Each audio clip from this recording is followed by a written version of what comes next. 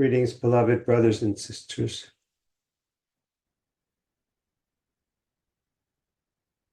There will be times in the relationships that you have with people that you care about where they will do something or you will do something, they will say something or you will say something that seems to lock you out of what you really want, which is to be close and loving and intimate.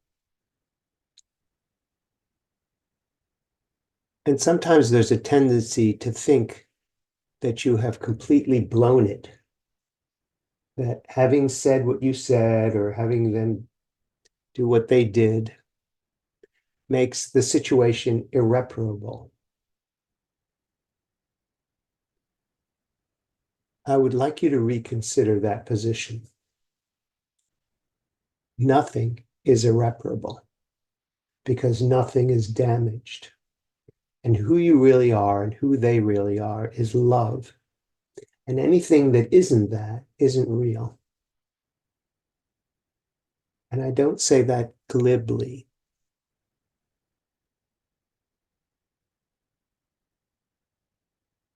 When this dear one was in his training for psychology, he was working with a family therapist.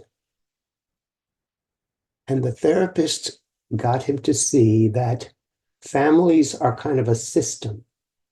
Maybe you have a system where one person is in an institution and everybody else in the family feels sane because they have this one person who's the sick one. And attempts to change that system are often met with resistance. What the therapist trained him to see was that your job is to make what's called a perturbation of the system. You go in and break things up a little bit. But he also said not to worry. The system is so strong that if you're not successful at getting people to see things differently, you will just be tossed out and the system will reestablish itself. And you can try a different perturbation. That there's really no harm done by the intervention that you attempt that isn't successful. And I want to suggest the same thing to you. Maybe you tried saying something to someone that you love in your family, and it seemed to have made things worse or brought up their resistance. And you find yourself once again disconnected and wondering if this is reparable.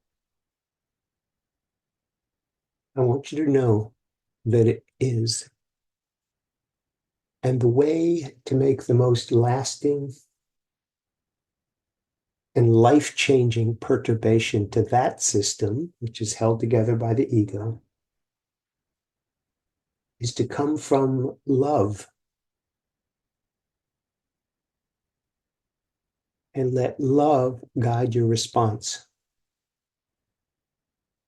Sometimes it just takes a willingness to see things from another person's perspective and to not judge that and not make that wrong, but add love to however it is they are seeing life. In doing so, you are appealing to their highest self, the part that wants what you want, connection, peace.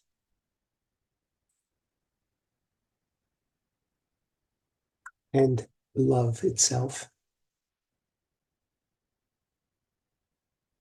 When I was on the earth, I did that all the time.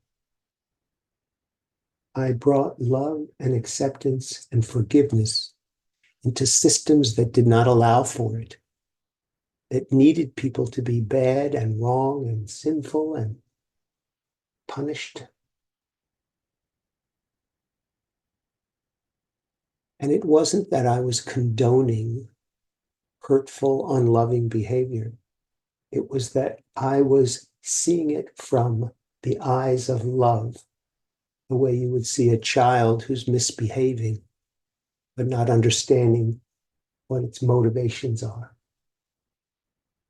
And by adding love and curiosity and interest, a new perspective was gained that was devoid of sin and guilt and shame. You can do this anytime you want. See the dignity in another person's challenges. See how hard they are trying to find the truth in the most convoluted ways. It isn't necessary to make anybody wrong. Honor their struggle from a place of knowing that the truth is as available to them as it is to anyone else. And see more in them than they're currently showing you. And they will draft up to your seeing. And if you aren't successful, wait a little bit and then send your love again in a way that honors their perspective as well as your own. I love you very much, and I'll speak with you again soon.